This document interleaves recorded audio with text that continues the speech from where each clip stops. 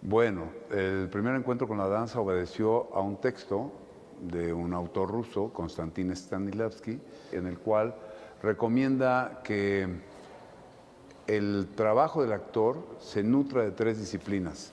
Esas tres disciplinas que Stanislavski recomienda son la esgrima, porque establecen un contacto a pesar de no ver al otro, no verle los ojos.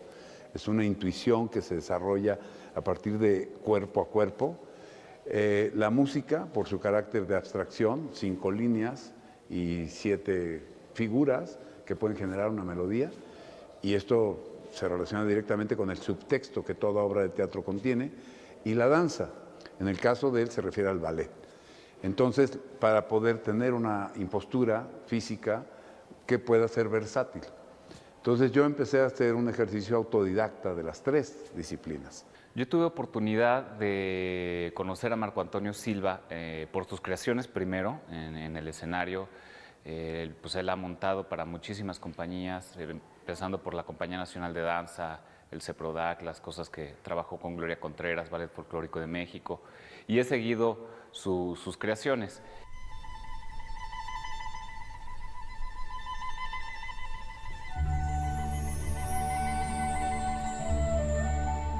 Los inicios de Marco Antonio Silva no se remontan a la danza, sino a la música. Fue baterista del grupo de rock Máquina 501. Fue hasta que tuvo 23 años cuando incursionó en el mundo de la danza, encontrando así su camino. Desde entonces, Marco Antonio Silva sometió su cuerpo a un intenso entrenamiento.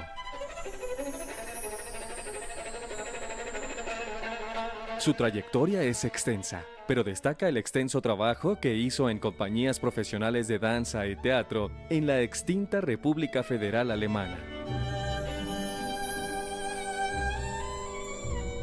Marco Antonio Silva fundó y asumió la dirección artística Utopía, compañía diseñada para personas que teniendo otra profesión quieren bailar. Una de las primeras alumnas de Utopía fue Carmen Aristegui.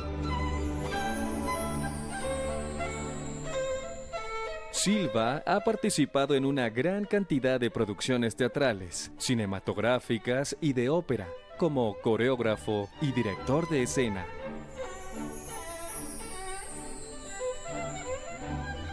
Entre sus galardones se encuentra el Premio Nacional de Danza INBAUAM, el Premio Nacional de Danza para Niños, Premio Ancora en San José de Costa Rica y, por supuesto, fue reconocido con la Medalla Bellas Artes 2014. A Marco Antonio se le considera un gran formador de bailarines, ya que personas de todas las profesiones logran que la voz de su cuerpo hable con la danza. Yo creo que esta actitud de ser baterista y de un grupo de rock o de un grupo versátil o de un grupo de barrio, ¿sí?, estuvo muy ligada a la rebeldía. Yo lo resumiría en ese sentido. Y esa rebeldía también está implícita en mi quehacer coreográfico. Si alguien dice que es más adecuado hacer este movimiento, yo digo, bueno, pues vamos a hacerlo en reversa. Si alguien dice que es más adecuado tener una posición perfecta, yo digo, bueno, rompámosla un poco. Si alguien dice que el mundo apolíneo del ballet es lo mejor, yo digo, no, pues yo creo frente a lo apolíneo, lo dionisiaco brinda mayor provocación en quien lo ve, ¿sí? Y bueno, esta no es solamente una idea mía, sino es una idea de Doris Humphrey en su libro El arte de hacer danzas, ¿sí? Lo apolíneo es aburrido, lo dionisiaco es divertido.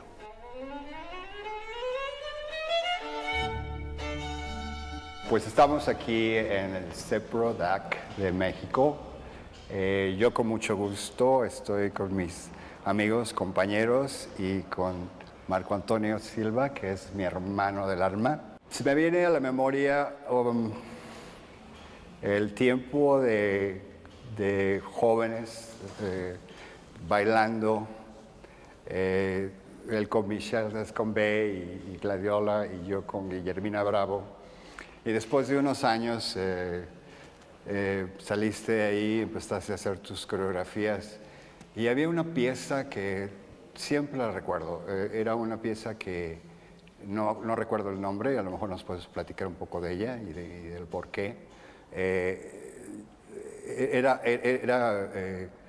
Habían ollas de barro en la escena y se rompían y las pateaban. Bueno, lo primero que tendría yo que decir es gracias a todos por estar aquí. Lo segundo es que esa pieza no era mía. Oh. No, claro que era mía. Se llamó Paraíso. Sí. Paraíso. Y bueno, la historia corta de esa pieza es que íbamos a dar una gira a Estados Unidos, a la Universidad de Ann Arbor, entre otros lugares, pero la Universidad de Ann Arbor de Michigan nos invitaba y además de la obra que llevábamos, que era Campeones a través del espejo, pedía que lleváramos una pieza nueva de estreno. Y yo quería crear una pieza en donde el título antagonizara con el motivo, que eran precisamente estas ollas de barro y esta catarsis pues, de la que hablas, en donde el sentido principal era poder tocar de alguna manera las raíces de, en ese momento, el dolor de lo mexicano, la pasión de Iztapalapa, el dolor de lo mexicano en referencia a la matanza de Tlatelolco. En fin, era una pieza en donde el dolor figuraba como un personaje. Sin embargo, al ir creando la obra, hay una presencia obligada de una frase que es, yo creo que todos la conocemos, que dice, el dolor es obligado, el sufrimiento es opcional.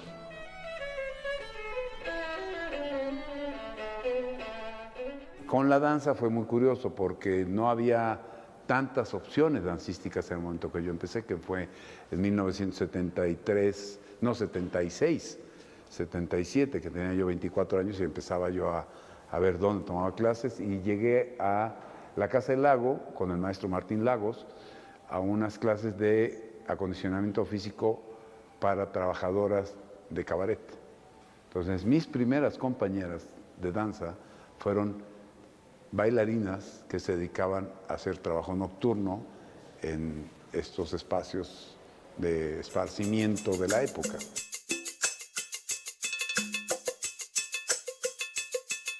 Me gusta que él trabaja mucho también con un sentido un tanto como místico. Creo que le importa mucho que las personas, los actores, la persona del actor que está en el escenario esté, digamos, en una situación que permita esa persona dar más en el actor y después en el personaje. Entonces siento que hace un trabajo como de comunión del interior del actor o de los, digamos, de los seres humanos que habitan el escenario para darle más fuerza a su presencia como personajes en la escena, pues, ¿no? Y él se dedicaba, estaba empezando a trabajar en las obras de teatro con los actores en un lugar, en un trabajo especial, porque no era el director de escena, sin embargo, montaba y trabajaba con los actores en su físico, en el movimiento escénico. Yo, como Juan Rulfo, coincido que el maestro Rulfo decía que hay 3 temas sobre los cuales se crea toda la literatura, que es la vida, el amor y la muerte, que es el gran puente, ¿no? La vida y la muerte son los 2 extremos y el amor es el vínculo, el puente entre esos 2 extremos. Y los contrastes dentro del amor, el encuentro, el desencuentro, el amor, el desamor, la violencia, la quietud, la luz y la oscuridad, creo que son los otros matices posibles en ese universo posible de la creación escénica. Marco, que lo conozco hace tantos años ya, es de los inauguradores, si no el inaugurador, de este tipo de trabajo con los actores. El trabajo corporal en la escena, que no es el trabajo del director. El director marca una línea tanto para actores como para escenógrafo, para iluminadores, etcétera, etcétera. Pero lo que Marco inaugura es organizar la corporalidad del actor y de toda la obra de teatro para darle un significado, más allá del libre albedrío de los actores, digámoslo así.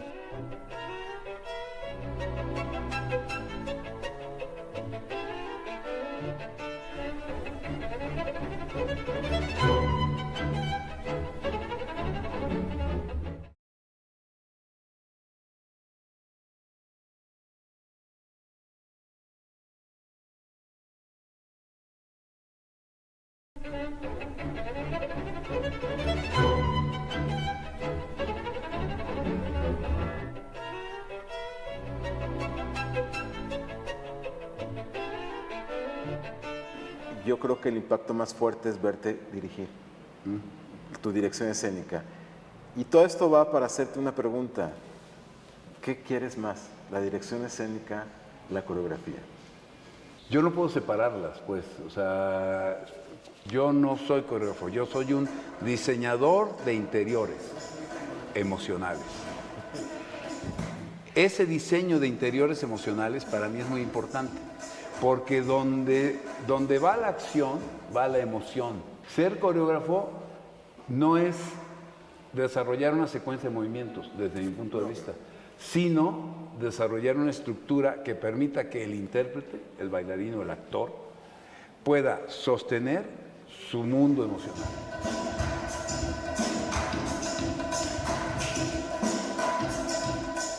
Yo he llegado a decir que no creo en la danza, creo en las acciones físicas extracotidianas, ¿sí? Alguien que en el metro lleva un ramo de flores para llevárselo a la novia, a la esposa, a la madre, pues es un gesto inédito, ¿sí? Y llegar con las flores todas deshechas, porque en la vida del subterráneo pues no es posible que se conserven ni frescas ni completas, pues ya es una historia en sí misma, pues, ¿no? El título de la última obra de Marco. ¿Cuál? La del teorema de no sé qué de Teorema de Anaximandro. Pero tiene toda una razón de ser. O sea, no es nada más ocurrencia. En el teorema de Anaximandro, A igual a A'. Es decir, todo tiene un equivalente. Y en el teorema de Anaximandro yo decía, no hay equivalentes en la danza. O sea, la danza es danza. No puede haber una danza prima. ¿Sí? Pero bueno, en fin, todos debemos bailar. Todos queremos bailar. Si entiendo que el bailar, decía un célebre comentarista, Fernando Marcos, una vez que le hablaron en su programa de radio, una señora muy angustiada le decía, señor Fernando Marcos, yo quiero bailar, pero no puedo, no sé. Y entonces ese señor, gran comentarista de fútbol y gran persona, dijo, señora, ¿sabe usted caminar? Y le dijo la señora, sí, bueno, bailar es lo mismo, pero con ritmo. Yo siempre lo he visto así, como en una apuesta por los jóvenes, por los nuevos talentos, con gran apertura, muy paternal como de algún modo, pero por lo mismo como muy exigente, pero también dando oportunidad, que eso me parece fundamental.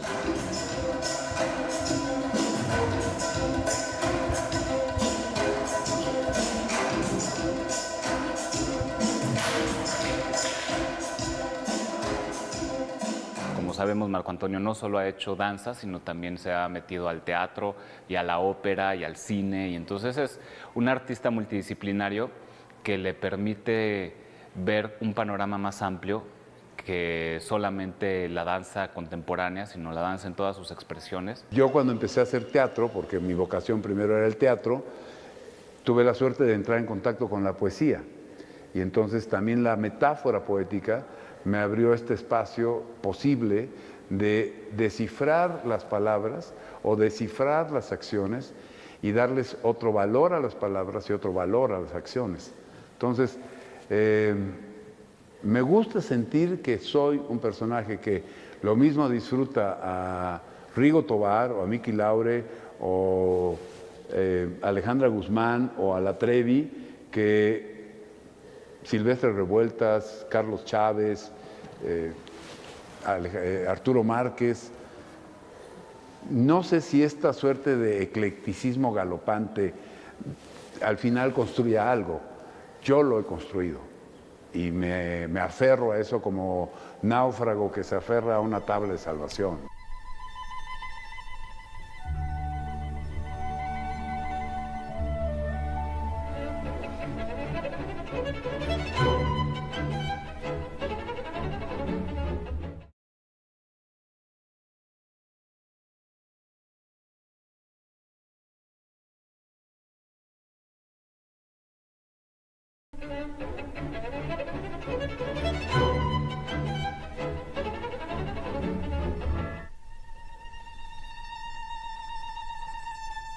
El patrimonio cultural de México es exquisito y sus danzas son pieza fundamental de él.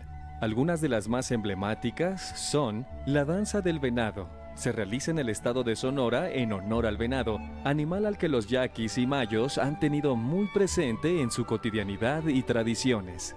Los Parachicos es una danza que cuenta la leyenda de una mujer que, buscando la cura de su hijo enfermo, llega a la ciudad de Chiapa de Corzo. Esta danza fue catalogada como Patrimonio Cultural por la UNESCO. El son jarocho y la bamba son danzas veracruzanas con influencias de las guajiras cubanas. Se caracterizan por el zapateo y la vestimenta blanca. La letra de su música hace alarde de la picardía tan representativa de los veracruzanos. El guapango es una danza que se practica en Hidalgo, Puebla, San Luis Potosí y Veracruz. Se suele bailar sobre una tarima de madera y la música es interpretada por un violín, una jarana y una guapanguera. La danza de los viejitos es una de las danzas más emblemáticas de Michoacán. La definen las coloridas máscaras y la teatralidad de su ejecución. El resultado es una coreografía llena de humor. La danza de los voladores es una ceremonia cuyos orígenes se remontan a la época prehispánica, donde los mesoamericanos danzaban y escalaban un poste para pedir a los dioses que dieran fin a las sequías. El jarabe tapatío es una danza originaria de Jalisco, en donde se escenifican momentos de cortejo y coqueteo. Hoy en día es considerado un referente nacional para el extranjero.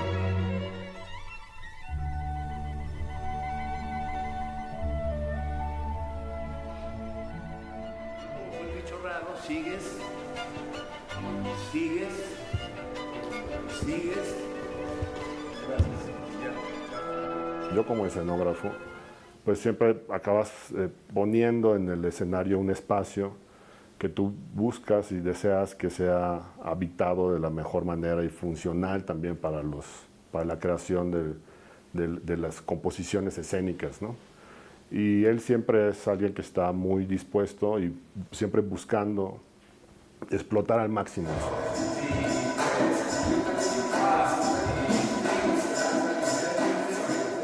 ¿Cómo le hace Marco? ¿Cuál es su motivo para seguir siendo un generador de emociones? Uy, bueno,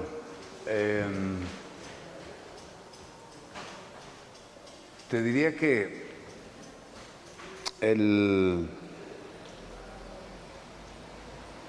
cada vez más, yo creo que inconscientemente desde que comencé a trabajar en la escena, digamos, tuve la sensación por parte de algunas gentes que yo no tenía futuro. Es decir, mi futuro se iba a acabar en un mes, o en 2, o en un año. O sea, hasta ahí iba a llegar yo, no iba a poder hacer nada más. Y como no iba a poder hacer nada más, pues tendría que hacerlo en ese momento, ¿no? O sea, ahorita que tú me dices que al final del ensayo te dije, déjame prepararte algo para mañana, seguramente la sensación inconsciente es que yo no sabía si ese mañana iba a llegar, ¿no? Pero llegando, entonces tenía que poder hacerlo por lo menos de una manera que me entusiasmara y te entusiasmara. Y entusiasmo tiene de origen el enteus, que es estar poseído por los dioses. ¿No? En el origen de la palabra está este sentido. Y poseído por los dioses quiere decir para mí olvidarte de ti, pensar en el otro, olvidarte del otro y pensar en aquello que el otro desconoce de sí mismo.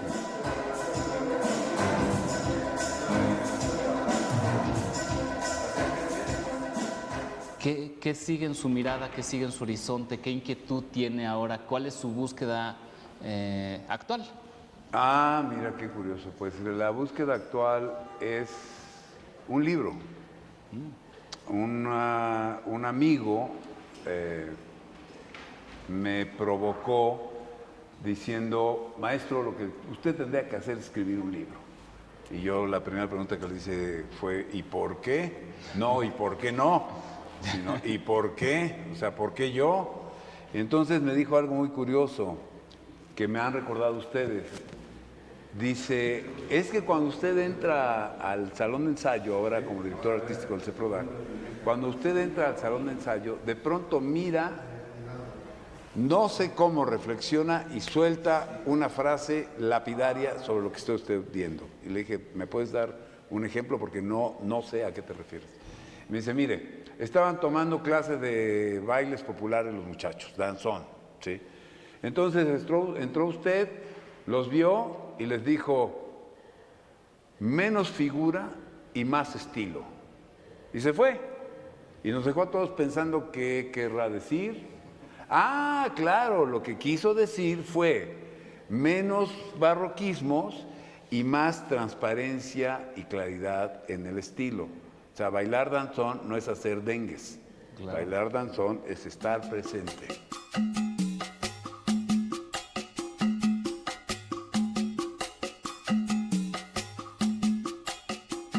Creo que la danza en México le debe mucho a Marco en los distintos puestos en los que ha estado. Entonces creo que tiene varios legados y pues no sé cuál sea el más importante de todos. Creo que cada uno de ellos tiene una importancia capital. Desearía que si algo queda como legado de mi parte a alguna generación de bailarines es tú ofrendas como bailarín parte de lo más valioso que tienes, que es tu vida, tu personalidad, tu corazón, tu bondad.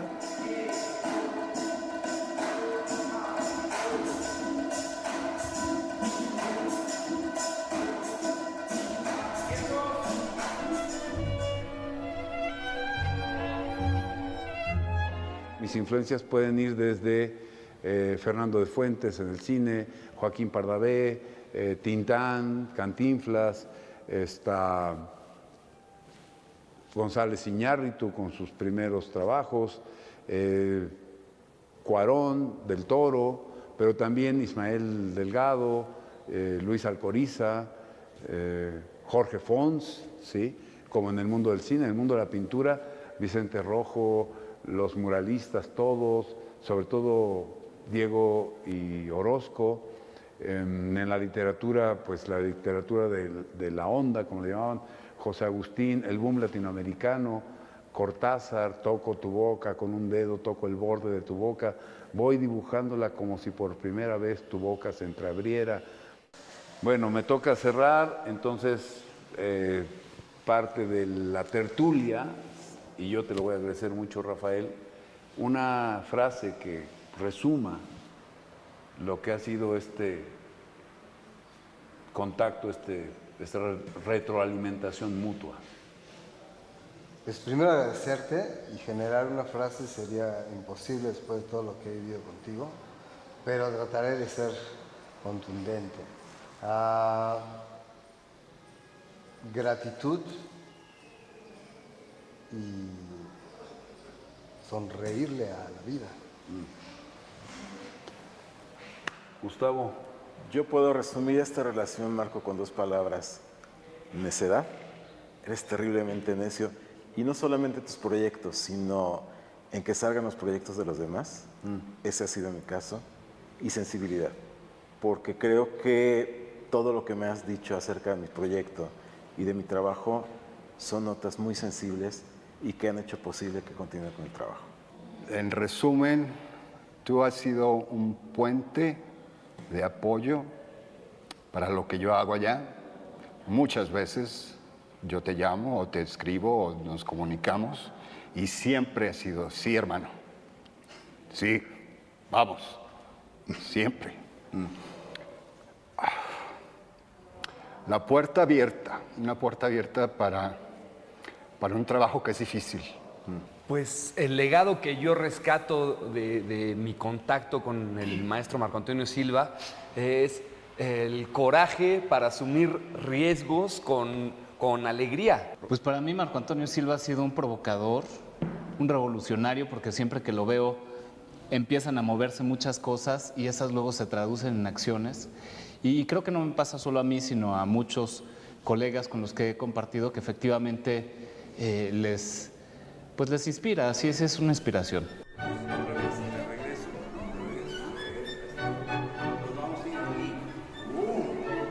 Pues es un profesional exigente, duro y certero. Marco es un visionario y generoso. Pues que siempre es un placer compartir el escenario con él. Me da muchísimo gusto que después de tantos años una gente como él reciba un reconocimiento tan importante como este.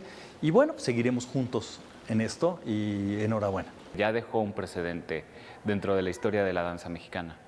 Lo más sublime es llegar a la casa un día, encontrar a mi madre llorando en un rincón porque yo tenía un problema en una pierna y ella me había dado cita con un doctor, ella trabajaba en un asilo para ancianos y ese doctor me vio y me dijo, no me dijo nada a mí, pero le dijo a mi madre, si tu hijo sigue bailando, tu hijo va a terminar en una silla de ruedas.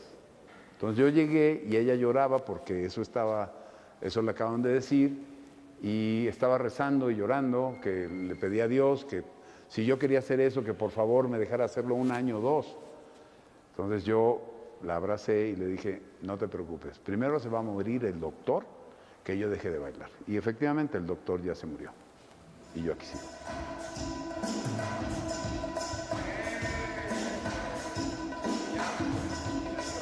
Gracias.